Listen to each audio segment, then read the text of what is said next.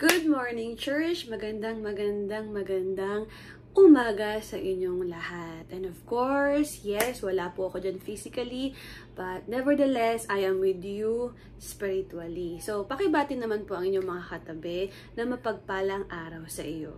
Ayan, praise God, ano, na nagkita-kita na naman po tayong muli, no? Even though you're just seeing me through the screen.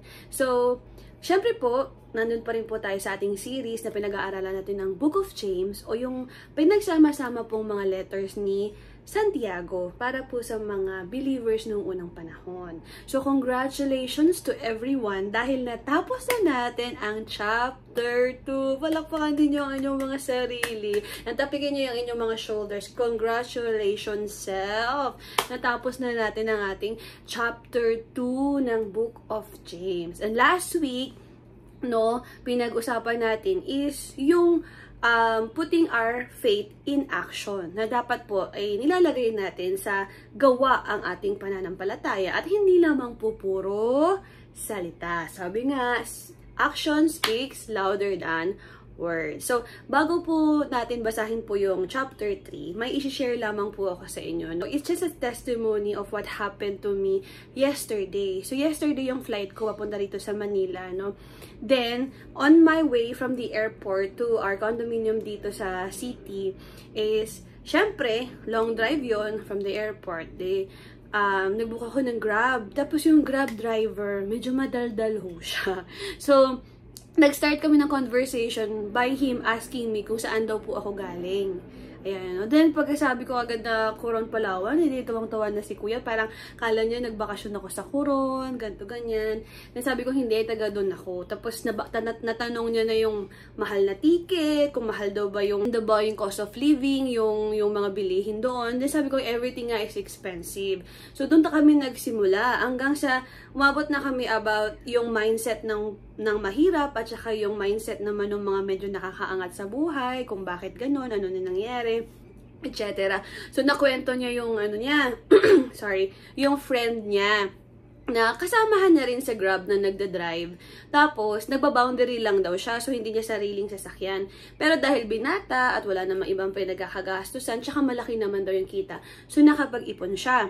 So, mga umabot daw ng 100K yung ipon niya. Pagkatapos, alam niyo po ang ginawa. After makaipon ng 100K is bumili po siya ng iPhone 14 na umaabot ng halos sumataganting na 80K.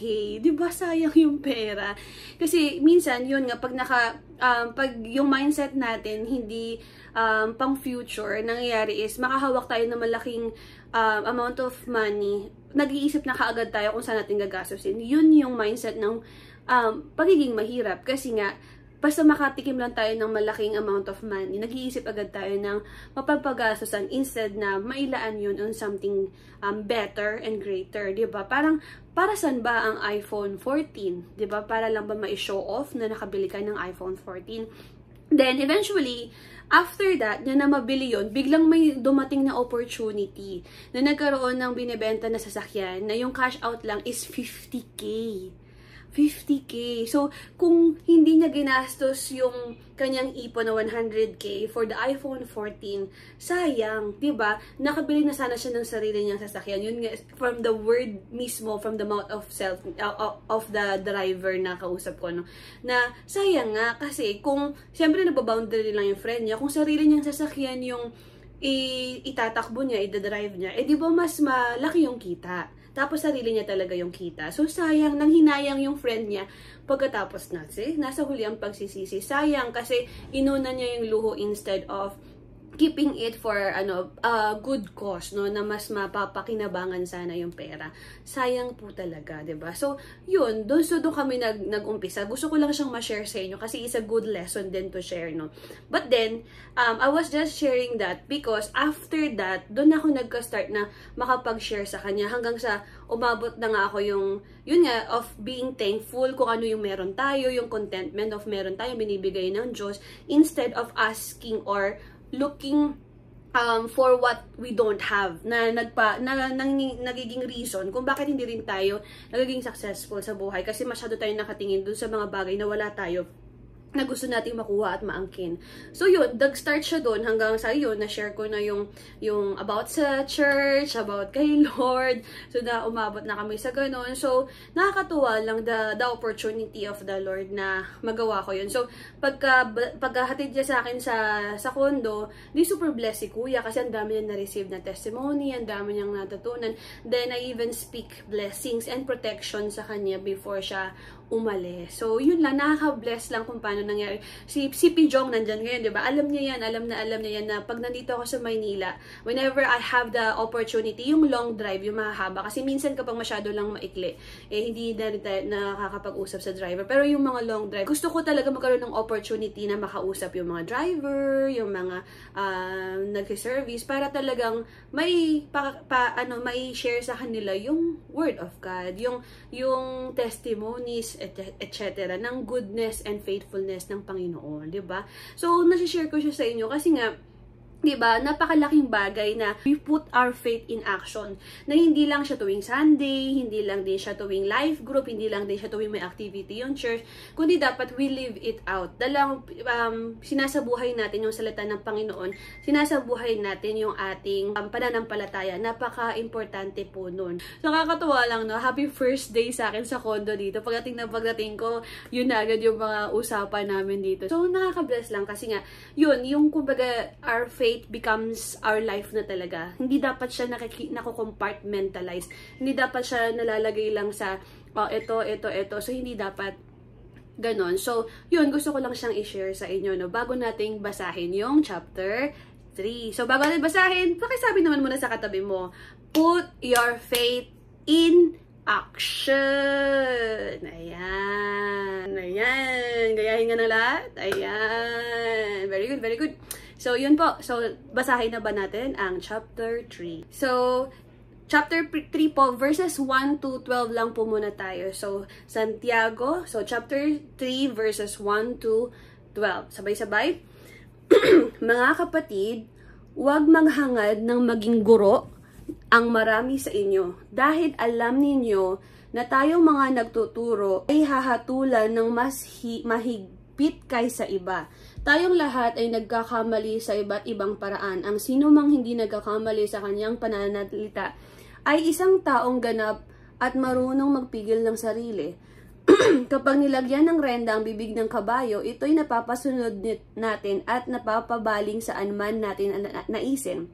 Gayon din, ang barko kahit na ito'y napakalaki at itinutulak ng malakas na hangin na ibabaling ito saan man naisin ng piloto sa pamamagitan ng napakaliit na timon. Ganyan din ang dila ng tao, maliit na bahagi lamang ng katawan, ngunit napakalaki ng mga pinagyayabang. Isipin na lamang ninyo kung paano napapalagablab ng isang maliit na apoy ang isang malawak na kagubatan. Ang dila ay parang apoy, isang daigdig ng kasamaang nagpaparumi sa ating buong pagkatao. Ang apoy nito ay mula sa impyerno at sinusunog ang lahat sa buhay ng tao. Lahat ng uri ng ibon at hayop na lumalakad at gumagapang o nakatira sa tubig ay kayang paamuin at napaamo na ng tao. Ngunit wala pang nakakapagpaamo sa dila. Ito ay kasamaang hindi mapigil at puno ng kamandag na nakakamatay. Ito ang ginagamit natin sa pagpupuri sa ating Panginoon at Ama, at ito rin ang ginagamit natin sa panlalait sa taong nilalang na kalarawan ng Diyos. Sa iisang bibig nanggagaling ang papupuri at panalait, hindi ito dapat mangyari sa mga kapatid.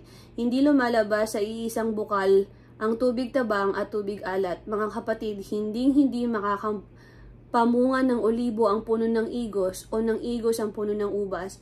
Lalong hindi rin bubukal ang tubig tabang sa bukal ng tubig alat. Amen. Lord, maraming pong salamat, Panginoon, sa iyong buhay na salita na muli ay pinapaalalahanan kami kung paano dapat mamuhay bilang tagasunod mo, bilang Kristiyano, mula sa pagsusulat po ni Santiago. Salamat po, Lord God, bigyan niyo kami ng bukas na kaisipan at puso na maintindihan po ang gusto niyo iparating sa amin today.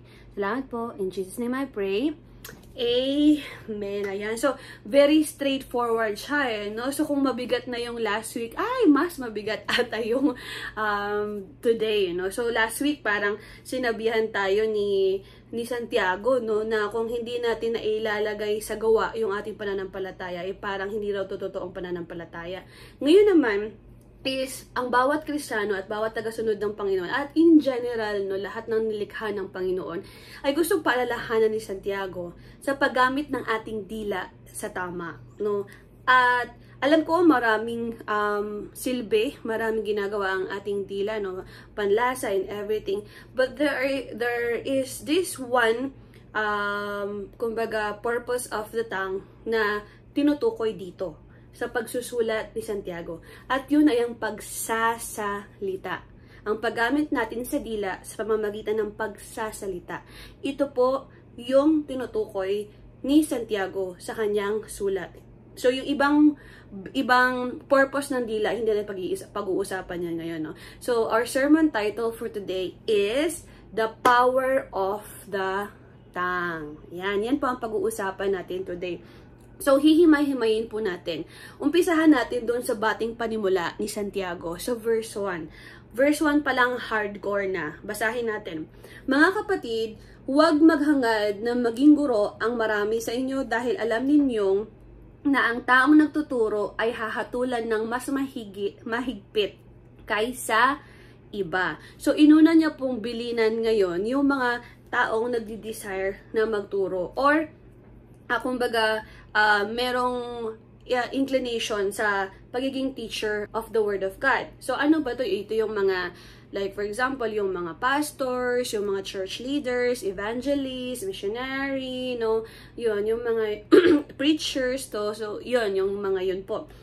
So, ang warning niya dito, no, para dun sa mga may desire na or calling from God to be teachers of the Word, ay hindi po ito madali. James is discouraging the people to be the teachers of the Word. Hindi po yun yung intention ni James na i-discourage tayo. E di sana wala ng teachers of the Word ngayon, di ba? Kung dinidiscourage siya. No, he is just being straightforward. He is just being true, no? He is just relaying, no, sa mga tao nung unang panahon na yun, yung bigat ng responsibilidad ng pagtuturo ng salita ng Panginoon. Yun po yung gustong ipahayag dito ni Santiago. Hindi niya po kayo pinipigilan na maging guro ng salita ng Panginoon, kundi ipinapaalala lamang niya na importante na nasa tama ang ating motibo, ang ating hangarin kung bakit tayo nagtuturo ng salita ng Panginoon. So our first lesson for today is this: teaching the Word uses our tongue. So it is God's calling and not a personal desire. Yan po ang katotohanan na ang pagtuturo po ng salita ng Panginoon ang pagpapahayag ng salita ng Panginoon, like what the teachers, like what I'm doing here in front, like the pastors doing, is hindi po yan simple dahil gusto ko lang. Hindi dahil simple gusto lang ng mga tao. It should not be that way. Because, sabi nga po sa paalala ni Santiago sa kanyang sinabi, napakahirap po gamitin itong dila nito sa pagsasalita at sa pagpapahayag ng katotohanan. So, ibig sabihin po, it is not a natural thing para sa amin na mga nagpapahayag at nagsasalita po at nagtuturo ng salita ng Diyos na nagmumula lamang po sa amin yun. Hindi, no? Kaya po, ang pagtuturo ng salita ng Panginoon must be, no? It should be a calling from God. Hindi lang dahil ginusto mo, hindi lang dahil ginusto ko. Dapat nagmula po sa Panginoon yung tawag sa'yo na gawin yun. Because, sabi nga sa pagkakasulat kanina ni Santiago, napakahirap po kontrolin ng dila. So, hindi mo alam kung tama o mali ba yung masasabi mo sa pagtuturo mo ng salita ng Panginoon. And the best way to eliminate that part is dapat ang Diyos ang magsasalita sa pamamagitan mo. Dapat manggagaling yun sa Panginoon. At para manggaling yun sa Panginoon, para tulungan ka ng Diyos na magsalita. Like, today, di ba? Ngayon, kausap ko kayo dyan, no? Nag-prepare ako ng teaching na to. This teaching doesn't really come from me. Hindi lang po to galing sa akin. Galing po to sa Panginoon. So, napaka-importante na alam natin yung importance of that. Kasi for example, nung piniprepare ko to, hindi naman nanggaling sa akin yung ideas and everything else. Lahat po ng nilagay ko dito, that comes from the Lord. Kasi nga, siya po yung dapat na mangunguna sa atin sa pagtuturo sa mga tao. Yun po ang katotohanan doon. And, for example, di ba, yung children church, ayan, no? Yan. Isa yan sa mga importante na parte o departamento ng church with regards sa pagtuturo ng salita ng Panginoon. Kasi mas madali po na maibahagi yung salita ng Panginoon sa murang edad ng mga bata. Na dapat sa umpisa pa lang, maliit pa lang po yung bata, na lalagay na sa kanila yung salita ng Panginoon. Kasi mas madadalihan tayo, yung mga magtuturo sa adult. Kung bata pa lang, talagang diba, lubog na lubog o talagang nagsisig talaga yung word of God sa mga kabataan. Mas maganda maumpisahan pa mula bata. So napaka-importante ho, napaka-vital ho ng gawain ng mga children church teachers. So palakpakan naman natin po yung mga children church teachers natin dyan. Kasi malaking bagay po yung ginagawa nila. And second is the parents. Actually, the parents are all called, diba, to teach their children the ways of God. So kayo yung talagang tinawag ng Panginoon. Napakalaking responsibilidad po na maging magulang. Because bilang magulang, kayo po ang itinalaga ng Panginoon, kayo po ang inasay ng Panginoon bilang ehemplo o bilang representative niya dito sa mundo, diba? Para po maging representative ng Panginoon na kayo dapat yung nakikita dapat ng mga bata sa inyo ang Panginoon. Diba? Napaka-importante nun. So, napakalaking bagay ng ginagawa ng magulang sa paglaki ng mga kabataan. So, this responsibility is hindi po optional. Ito po ay responsibilidad ng lahat ng magulang. So, ibig sabihin, tawag po talaga ng Diyos ang pagsasalita. Hindi lamang po siya dahil gusto natin. Ibinigay yan at inutos yan ng Panginoon sa atin. At hindi po siya madali. Napakahirap po. Minsan, akala nga natin is, hindi tayo, diba, minsan if we are in the church and nandun pa lang tayo sa support team, parang minsan hindi natin ma-envision o makita yung sarili natin na magtuturo, magiging church leader, o kaya magpapahayag sa harap, diba? Or minsan, ini-eliminate agad natin yung sarili natin. Hindi ako para dyan. Hindi ako magaling magsalita. Hindi ako tinatawag ng Diyos para dyan. Uy! Huwag tayong magsalita ng tapos kasi pwedeng tawagin ng lahat ng Diyos ang lahat ng tao. Minsan mag-uumpisa talaga tayo na support lang muna tayo. Tapos makikita ng Diyos yung faithfulness natin, makikita ng Diyos yung heart natin. Tatawagin niya na tayo, ipopromote niya tayo. Ikaw na yung next na leader, ikaw na yung next na gagawa nito, ikaw na yung next na magsasalita. Hindi natin masasabi kasi hindi naman natin alam kung ano talaga yung plano ng Diyos. Pero there's a reason bakit ka nandyan. At kung hindi ka man tatawagin ng Diyos o hindi ka niya tinatawag para magsalita o para magturo ng salita ng Diyos, lahat tayo ay may parte sa Kingdom of God. Lahat tayo may assignment sa Lord. So, wag mo rin po basta-bastahin kung ano yung ibibigay sa'yo ng Diyos. Kasi, yun nga rin, di ba, nasabi rin sa salita ng Diyos, hindi naman tayo lahat ay magiging tagapagsalita. Di ba? Iba-iba. In the church, importante na may ushers, importante na may worship leaders, importante na may mga instrumentalists, importante yung ginagawa ng lahat. Yung MM, di ba? Paano nyo kung makikita ngayon kung hindi ginawa yung MM? Di ba? Everyone has their own assignment. Everyone ay merong gagawin. At hindi natin mabubuo ang isang buong church kung wala po ang bawat isa na magtutulong-tulong para po mabuo ito, no? So, not everyone will be speaking in front. Not everyone will be the teachers of the word. But everyone can serve according doon sa tawag ng Panginoon sa bawat isa sa atin. Amen po ba? Ayan, no? So, yun, napaka-importanting ma-realize natin na napakahirap po na maging church leader, napakahirap po na magsalita. But then, ito po ay tawag ng Panginoon. At minsan kahit na i-eliminate natin sarili natin, na kahit na feeling natin hindi tayo magaling, hindi natin masasabi yun. Kung pinili ka ng Diyos, pinili ka ng Diyos. Parang si Moses, di ba? Nag-excuse pa nga si Moses na hindi siya magaling magsalita. Binigyan niya pa ng option ng Lord. Lord, baka pwede pong si Aaron na lang. Di ba? So, Basahin natin from Exodus chapter 4 verses 10 to 14. Ano ang sabi? Then Moses said to the Lord, "But Lord, I am telling you, I am not a good speaker. I have never been able to speak well, and that hasn't changed since you started talking to me. I am still not a good speaker. You know that I speak slowly and don't use the best words." So, nauutal-utal kasi si Moses. Yun talaga siya. Kaya, hindi siya magaling magsalita. Lalo na pagkabado siya, mas lalo siyang nagsistutter siya. Yan. Nagsistack up. No? Parang robot. Then the Lord said to him, "Who made a person's mouth? And who can make someone deaf or not able to speak? Who can make a person blind? Who can make a person able to see? I am the one. I am the Lord. So go, I will be with you when you speak. I will give you the word to say." But Moses said, "My Lord, I beg to you, send someone else, not me." Then the Lord became angry and with Moses and said, "All right, I'll give you someone to help you." Help ha, hindi yun yung magsasalita. So, ibig sabihin, tutulungan lamang si Moses.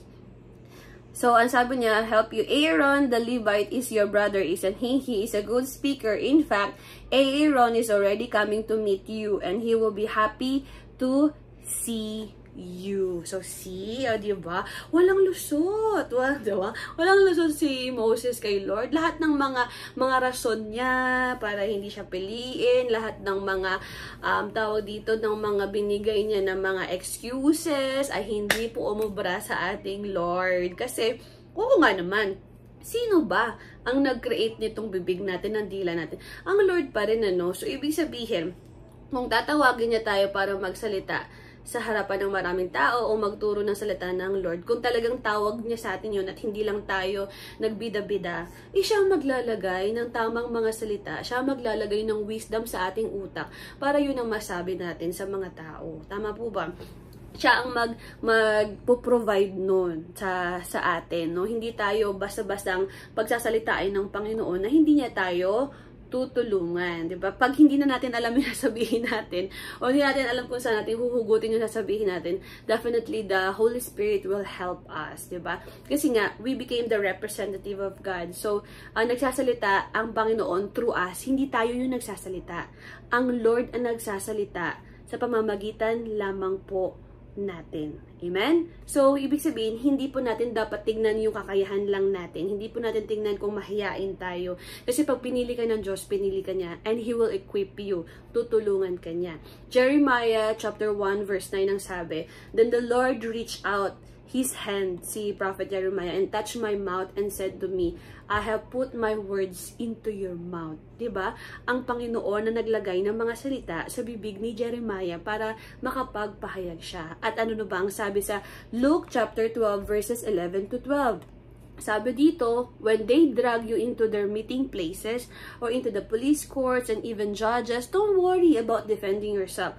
What you'll say or how you'll say it," pero mo kasama pa yung how you'll say it, "the right words will be there. The Holy Spirit will give you the right words when the time comes." O, diba? So, it is God who speaks. Kaya nga, God's calling ang pagtuturo ng salita ng Panginoon. Katulad nga, ulitin ko ngayon, nagsasalita ako dito sa harap ninyo. When I prepared this teaching, hindi naman ako lang ito, diba? The wisdom all comes from the Lord. We just became the mouthpiece of God. Pero ang Lord ang naglagay niyan sa ating puso't isipan kapag tayo po ay tagapagsalita ng Panginoon. It doesn't comes from me. Diba? So, lahat ng sinasabi ko sa inyo ngayon comes from the Lord. Hindi lang po ito galing sa akin. Ako ay tagapagsalita lamang po ng Panginoon. Diba? So, napaka-importante po ng tawag na ito. Pero yun nga, napaka-hirap din, no? Na pag nandito tayo sa harap.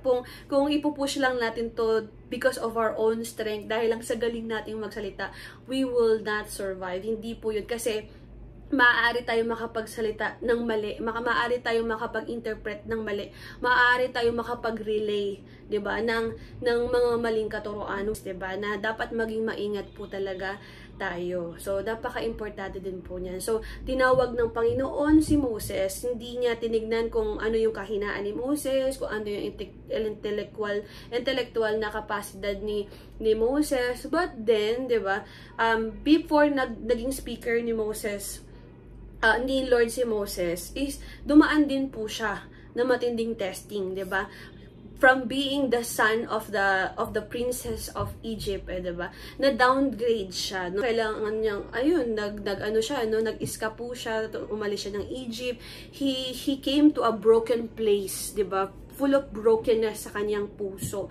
Ang dami niyang pinagdaan ng heartaches bago po siya ginamit ng Diyos para po maging mouthpiece ng Panginoon. And napaka-importante rin po niyan in those who are called in today's generation. Parang sa akin po, nung naging life group leader ako, hindi naman po naging madali po yung naging proseso, no? So, kahit po yung mga life group leaders natin dyan sa Coron, no? It takes time. Ang dami-dami pong heartaches na pinagdaanan ng bawat leader sa mga disciples na makukulit, sa mga disciples na pinili pa rin na makamundong bagay, ng mga heartaches natin sa mga failures pa din at saka disappointments in life, no? So, lahat yun yung nagpapatibay sa mga leaders to stay, no? May testing talaga siya. Meron talaga tayong pagdadaanan na God will need to see yung faithfulness ng mga tinawag niya. God will see yung commitment ng mga tao sa mga tinawag niya. Napaka-importante doon kasi nga napakahirap ng assignment ng pagsasalita at pagtuturo ng salita ng Panginoon sa mga tao. No, Santiago, sinabi niya pa nga, 'di ba, sa sinulat niya kanina na mas mahigpit daw ang magiging hukom or paghahatol ng Panginoon sa mga tagapagsalita ng Panginoon. At kaya yun po ay napakabigat na responsibilidad. It's not really easy to be a mouthpiece of God kasi sabi nga kanina, 'di ba, sa binasa natin sa verse 2. Ang sabi, tayong lahat ay nagkakamali sa iba't ibang paraan. Ang sino mang hindi nagkakamali sa kanyang pananalita ay isang taong ganap at marunong magpigil sa sarili. At alam po natin na walang perpektong tao sa mundo at napakahirap pigilin, mag-self-control ang ating sarili, lalo na ang ating dila. Ano? So, kung hindi tayo magiging maingat bilang tagapagturo ng salita ng Lord, pwede po tayong magkamali, pwede tayong malihis. No? And any alteration o pagbabago po sa salita ng Panginoon is a grave crime in the spiritual realm. So, napakalaking kasalanan yan sa Panginoon. Pag nabasa niyo yung Deuteronomy chapter 4 verse 2, same, si Moses din ang kinakausap ng Panginoon dito, no? So, ang sabi niya, Moses declares, "You shall not add to the word which I am commanded you, nor take away from it, that you may keep the commands of the Lord your God which I command you." So, ibig sabihin kung ano yung eksaktong sinabi ng Panginoon, yun ang sasabihin mo, yun yung i-relay mo. Kumbaga, hindi ka basta-bastang kukuha lang sa sarili mo lang na pagkakaintindi, no? Whatever the word of the Lord say, yun yung sasabihin natin, walang dagdag, walang bawas. And malaki ang galit ng Panginoon sa gano'n na gawain kapag na-distort natin yung word of God. Example, the same person, Moses, ano bang inutos sa kanya ng Panginoon nung nagrereklamo yung mga tao, nung wala na silang mainom, no? Nung nagrereklamo sila sa wilderness, 'di ba? Ang sabi niya lang, speak to the stone, tapos lalabas yung tubig. And God, it was very patient at that time. He's not kumbaga, hindi siya nandun sa galit na mode, no? But that time, pikon na, no? Iritang-irita na si Moses dun sa kanyang mga nililid, sa kanyang mga members, life group members, kumbaga, no? So, pikon na siya, pikang-pika na siya, no? So, instead na magawa niya yung eksaktong sinabi ng Panginoon, hindi, dahil sa sobrang pikon niya, hindi lamang po siya nakapag-speak sa bato, kundi pinukpok niya yung bato bago lumabas yung tubig. I mean, bless pa rin ng Lord sila ng tubig. Pero, he did not exactly follow the instruction of God. Meron siyang dinagdag. Instead of speaking to the stone lang, pinalo niya pa ng staff niya. And, because of that, hindi siya nakapasok sa promised land. Hindi na siya hinayaan ng Lord na makatawid at makapasok sa promised land. Isipin mo, for many decades, no, ilang taon na naghirap siya na dalhin yung mga tao na yun to cross to promised land. Tapos ando no, nasa kabila lang sila ng Jericho, nando na sa kabila, tanaw na nila, pero hindi siya nakapasok. Just because hindi niya sinunod fully ang instruction or ang salita ng Panginoon, dinagdagan niya, diba? And napakahirap po for the church leaders kung hindi po tayo magsasalita ng ayon po sa gustong sabihin ng Panginoon. So, talaga po dapat na may pag-iingat, no? At kaya po napakabigat po ng responsibility na to. So, salute po, salute sa mga church leaders everywhere, no? Kahit saan man. Salute po sa ating mga church leaders sa Hope at dyan sa Hope Coron. So, kung nandyan po ang ating mga church leaders, diba? At nandyan din po kayo, palakpakan niyo naman po ang ating mga church leaders. Pasalamatan po natin sila. Ayan, no? And kung maaari ko lamang po ihiling po sa lahat na nandyan ngayon, ano, napakalaki po ng bigat ng responsibilidad ng pagiging church leader, no? Yung heart ng mga leaders to really pour out yung kanilang atensyon, yung love, yung time para lang maturuan ang bawat isa sa atin. Sana po, na humihiling lang ako na ang bigat po ng responsibility na to, kailangan namin lagi ng inyong padalangin para hindi po kami malihis, hindi po kami magkamali. Tapos sabi nga sa verse 2, lahat tayo magkakamali in some point. At hindi po kami perfecto, no? Magkakamali pa din po kami. Kaya po kailangan namin ng panalangin nyo. Please pray for the church leaders. Pray for us. Kung hindi ka pa church leader ngayon, at nasa support ka pa, pray for us. Pray for us who are leading the church, no, na lagi niyo po kaming isama sa inyong mga panalangin. Pwede po ba yun? Please pray for us. Salamat, diba? Maraming salamat po. Ayan. So, ayan, napaka-importante po talaga na may mapag-usapan natin. So, kanina is pinag-usapan natin yung power of tongue sa pamamagitan ng pagpapahayag ng salita ng Panginoon sa pamamagitan ng ating tila. Ngayon naman po, let's just talk about the power of tongue in general, sa daily basis natin. Ano. So, ang ating lesson 2 ay tongue is small but terrible. Yan po ang totoong small but terrible. Ang ating dila po ay maliit, pero napakalaki ng pwedeng magawang damage niyan pag nagamit natin ng mali. Sabi nga, ikinumpara nga ni Santiago ang dila na napakaliit sa renda ng kabayo at saka sa timon ng barko. And furthermore, isa apoy, 'di ba? So, isipin nyo, nakakita na kayo ng renda ng kabayo or yung timon. So, I'm gonna show you a photo. So, ito po yung renda ng kabayo. Yun po yung maliit na bakal na nakakabit sa bibig ng kabayo.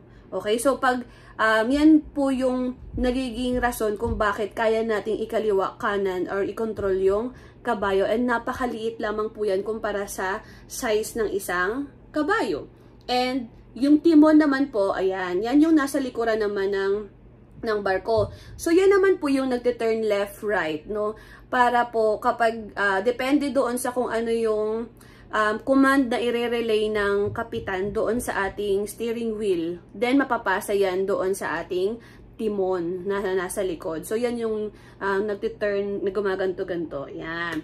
So, ganyan po. Eh, napakaliit lang po nung size ng timon kumpara naman po sa size ng isang barko. So, basahin natin muli. No? Sabi sa verse 5 to 6 ay ganyan din ang dila ng tao. Maliit na bahagi lamang ng katawan, ngunit napakalaki ng mga ipinagyayabang. Isipin na lamang ninyo kung paano napapalagablab ng isang maliit na apoy ang isang malawak na kagubatan. Ang dila ay parang apoy, isang daigdig ng kasamaang nagpaparumi sa ating buong pagkatao.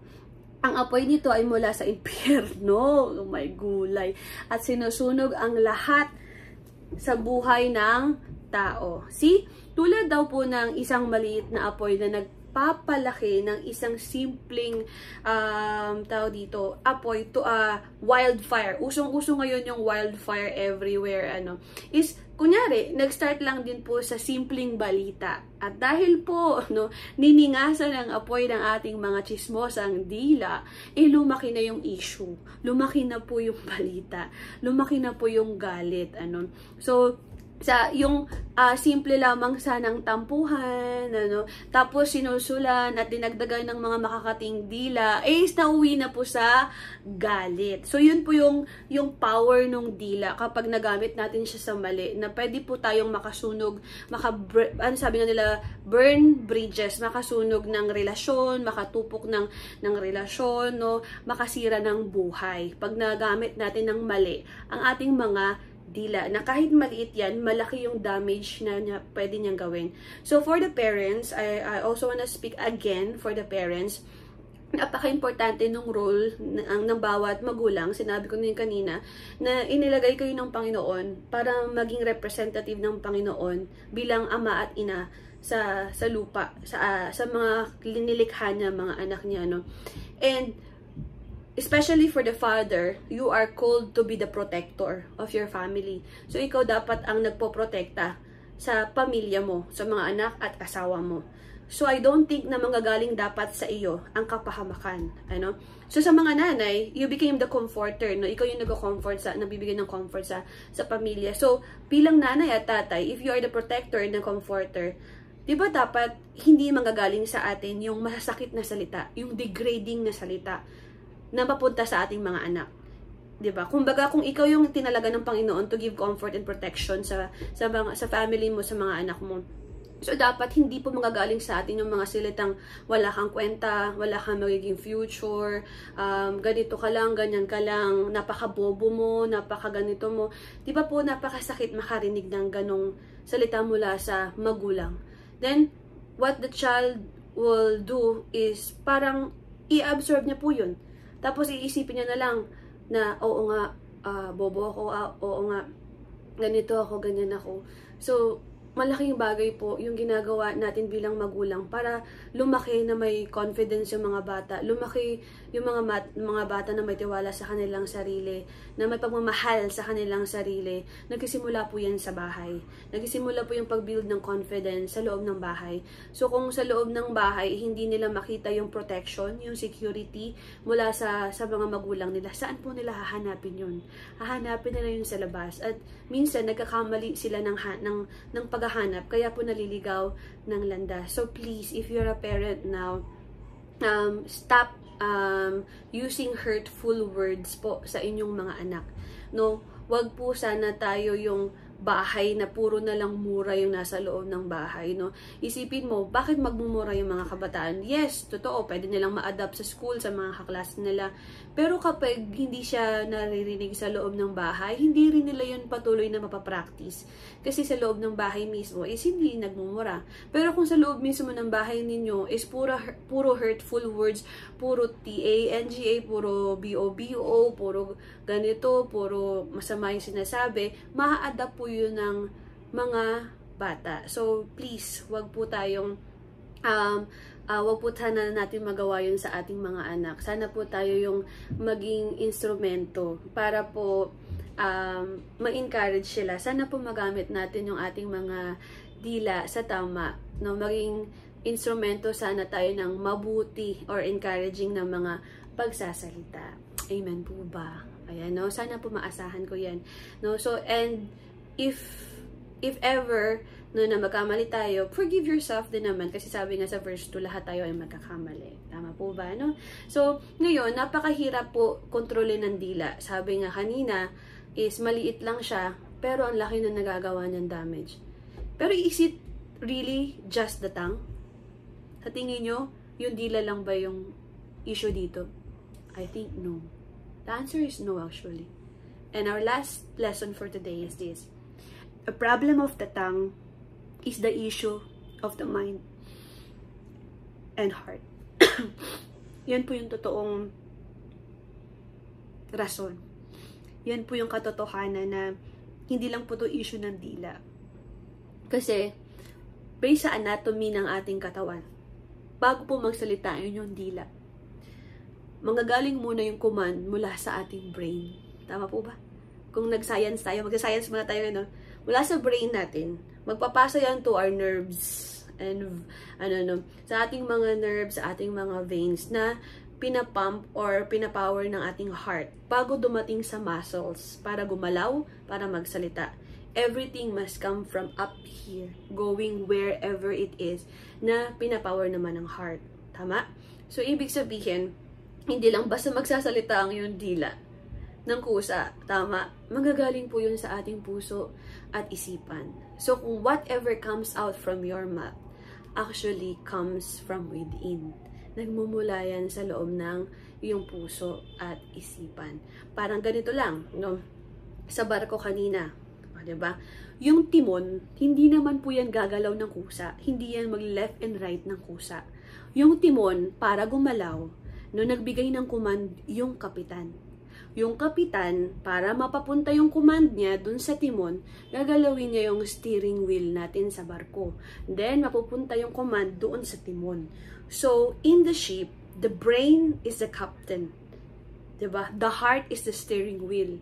And eventually, your tongue is the timon. So, ibig sabihin, hindi ko kusang lumabas yung salita, hindi kusang lumabas yung mga masakit na salita sa ating dila kung hindi ito nagmula sa ating mga puso at isipan. And that is the hard truth here. Okay?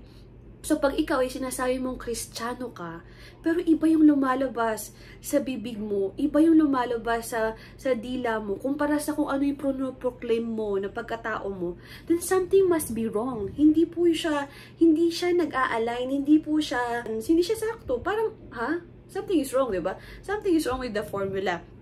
So, kung sinasabi mong Kristiyano ka, then iba po yung lumalabas sa bibig mo, then you must have to have a heart check. Check mo bakit. Kasi everything that comes out from our mouth is actually coming from inside. Nagmumula po yan sa loob. Nagmumula po yan sa ating puso at isipan. Hindi talaga ako lumaki na nagmumura, no? So, hindi talaga yan pumasok sa aking puso at isipan. Though sometimes si mama is actually using those words. But then when she's actually using those words to the people around, even to us, parang nasasaktan ako. So, sabi ko, kung nasasaktan ako, bakit ko siya gagayahin? Bakit ko siya susundin? No? Kung nasasaktan ako, then I should not say it to other people as well. So, lumaki ako na hindi talaga ako nagmumura at iniiwasan ko magsalita ng katulad nun, ng mga BO-BO, yung tanga, kasi nga, ang sakit ang sakit ng gano'n na wala kang kwenta o ganito, no, napaka-hurtful. Though, yes, totoo, I raise my voice, tumataas talaga yung boses ko from time to time, lalo na pag sa work, and etc. Kasi minsan, may kailangan akong i-relay na kailangan with authority, kaya kailangan may ganon. And na-try ko na rin yon in some point in workplace na siguro minsan evaluate ko yung sarili ko, medyo kalmahan ko lang muna yung pagkakasabi o ganito ganyan. Sometimes people take it so lightly as well, hindi pa rin nila susundin kasi walang fear of out of it. So, minsan kailangan din talaga siya. So, may mga balance in life, no? Kaya yung managerial position, pakahirap niyan. It is not for a fainted heart. Kasi minsan kailangan mo talagang persahin yung self mo. Like, for example, nasa construction ako, tapos nasa coordination ako, no? Talagang minsan kailangan ko lang erase yung voice ko kasi kailangan talagang sundin nila yung ginagawa sa site, yung mga instruction. Tapos, pag alis ng tao sa site, back to normal ako, parang wala nangyari. Kumbaga, para lang siyang nire-rehearse. Yung hindi ka talaga galit, hindi ka talaga masama yung loob. Pero minsan, kailangan mo lang siyang ibigay ng with authority. Minsan may ganun. So, minsan, I really evaluate din yung sarili ko. Okay pa ba to? Sobra ba to? Ganto. So, minsan, I felt sorry for myself na parang medyo sumobra ka sa ganto. Maybe take it lighter next time. So, pero minsan, pag in-evaluate ko naman, parang they're taking it too lightly. Parang ang soft. Di na rin sila sumusunod. Di na rin sila natatakot sa'yo. Kasi nga, parang medyo mas ma-light yung dating mo. So, minsan kailangan din siya. So, sa work, may mga ganong klaseng evaluation. But, I really refrain from using those words na nakakasakit. And, ako kasi nasanay na akong ganun, no? So, kaya sabi ko nga sa mga magulang, sanayin nyo sa bahay ninyo na wala pong pagmumura, wala pong paggamit ng mga TANGA na BOBO, wala pong ganun. Huwag natin sanayin ng mga anak natin na nakakarinig ng ganun from us.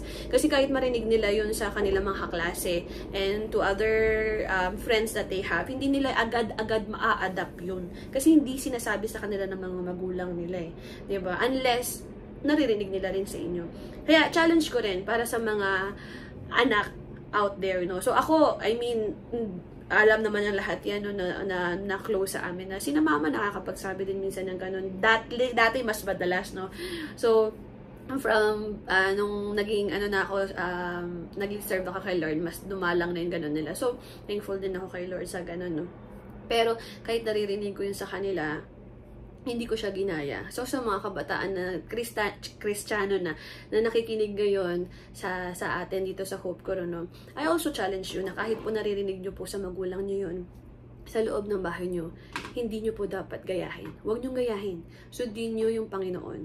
Just focus on the Word of God. And ang ilabas nyo sa inyong mga tila at mga bibig is kabutihan lamang na mula sa Panginoon. Amen po ba? So, again, that is very, very, very hard, no, na imposible na lumabas sa atin masama, tapos ang nasa loob natin mabuti. So, you have to reevaluate your life. Are you really a Christian? Totoo ba talaga na pinapasok mo ang Panginoong Hesukristo sa buhay mo or hindi? Kasi, napaka-importante dyan na evaluation nung paano tayo magsalita, kung ano talaga yung nasa loob natin, kung talagang tunay na Kristiyano ba tayo. And James is very, very straightforward on telling us kung gaano kadelikado bilang Kristiyano ang magkaroon ng ganitong klaseng character. Let's read the last few verses of our lesson today, then wrap up. Sabi, ito ang ginagamit natin sa pagpupuri sa ating Panginoon, verse 9, ano? At ang Panginoon at Ama. At ito rin ang ginagamit natin sa paglalait sa taong nilalang sa nakalarawan ng Diyos. See?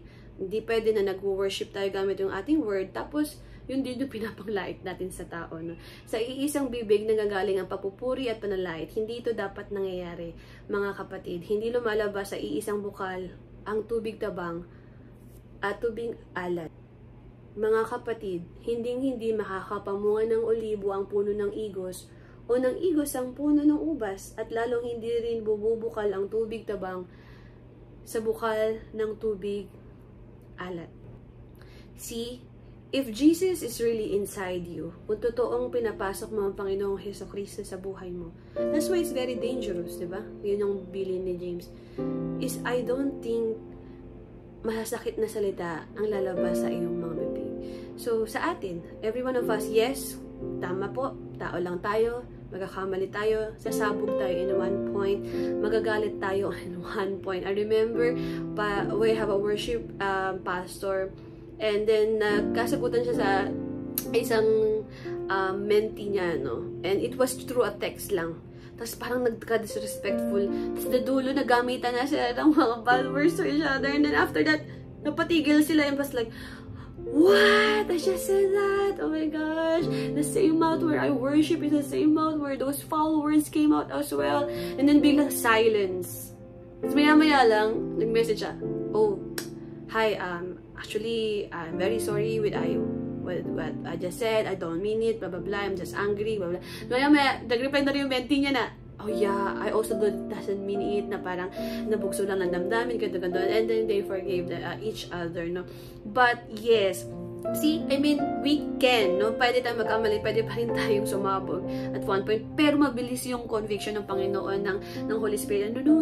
So, I don't think na magagawa mo dapat siya ng araw-araw. It's the same that you spit good, you spit bad, you spit good, you spit bad every day. I don't think that is possible if we are really a Christian na. So, yes, unti-unti, diba? Minsan, hindi mabilis yung pagbabago ng Panginoon, pero there will be changes, no, na nakikita sa atin. Parang yung last topic lang natin, nakikita in our actions, yung ating pagiging Kristiyano, yung ating pananampalataya. So, I don't think na kung talagang napapasok natin ang Panginoon sa ating mga buhay, is we will continue living in sin. No, we cannot. No, yes, we will still fall, fail, and sin at some point, pero we will not continuously do it like every day. It's very, very impossible. Kasi kung talagang pinapasok mo ang Panginoon sa iyong buhay, then you already have surrendered your life. Tama? Kasi parang ganito lang yan. Kung talagang pinapasok mo ang Panginoong Hesukristo sa buhay mo, di sana siya na yung kapitan ng buhay mo ngayon. So kung tatanungin kita ngayon, ang Panginoong Jesus na ba kapitan ng iyong barko o ng iyong buhay? Kasi kung oo, then Jesus becomes our brain.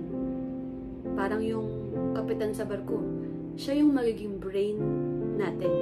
His word becomes our heart. Tayo yung timon. So kung kapitan to the steering wheel para sa timon, para lumiko left and right, straight back ang isang barko, then if ang kapitan ng barko natin o ng buhay natin ay ang Diyos, ang ating Panginoong Hesukristo, at ang salita niya ay ang ating steering wheel, na yun po yung nagiging dahilan or pinagagalingan ng ating pagliko at pag left and right, no, pag straight, then our life became the timon. Then mag-move tayo left and right, straight back, depende sa kung ano yung utos ng Panginoong Hesukristo. Ganun na ba yung buhay mo ngayon? Are you really living out a Christian life? So if you are a Christian now, and you are still the captain of your ship, you are still the captain of your own life, ikaw pa rin ang nasusunod at hindi ang Panginoong Jesus, then I want to pray for you na sana talaga is mag-surrender ka sa Panginoong Jesus. Sana talaga i-live out mo yung iyong faith, yung pananampalataya mo, and stop, no, and let go. Stop holding your life. Stop hostaging yourself, but let go and let God lead you. Hayaan mo ang Panginoong Jesus ang maging kapitan ng buhay mo, nang sa gayon, maging tama po ang direksyon mo sa buhay. Amen po ba? Let us surrender our life to Jesus. And if you are here, na listening to me right now, you're thinking, teka, ano yung sinasabi niya? Meron na ba akong Panginoong Jesus sa buhay ko? Yes, I know Jesus. Is that different? Yes, it's different. Having Jesus means you already surrendered in the authority of God. Having Jesus, na sinasabi ko dito, receiving Jesus, ang ibig sabihin, isinayaan mo na ang Panginoong Hesukristo na maging kapitan ng buhay mo.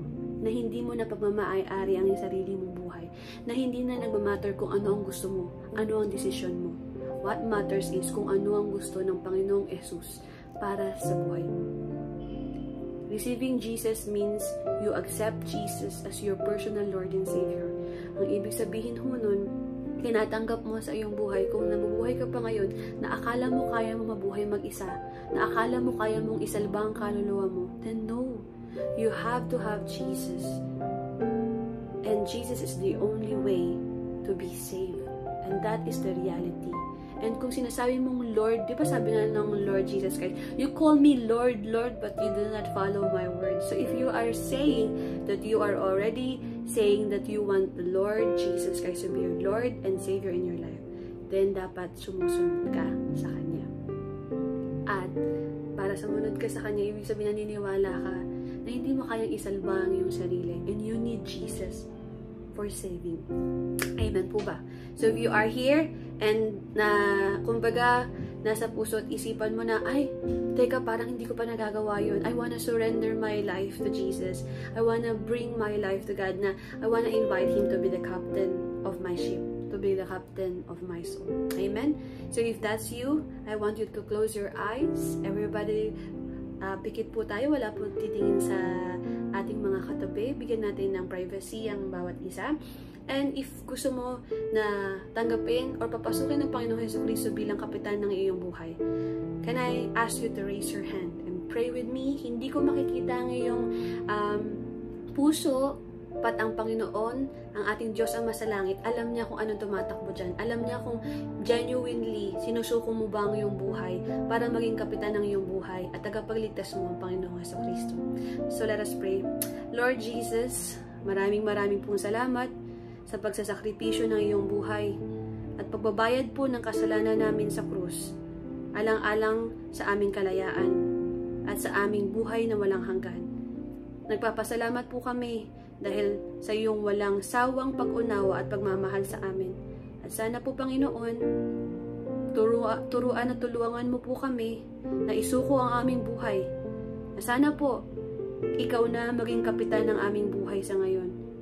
At sa dulo ng aming mga buhay, Lord. Ikaw sana, Jesus, ang manguna sa amin. Kayo po sana ang mag-lead sa amin. Kayo po sana, Lord God, ang maging Panginoon namin at aming tagapagligtas. Maraming salamat po. In Jesus' name I pray. Amen. Ayun lang po at God bless everyone. Miss you. See you next Sunday.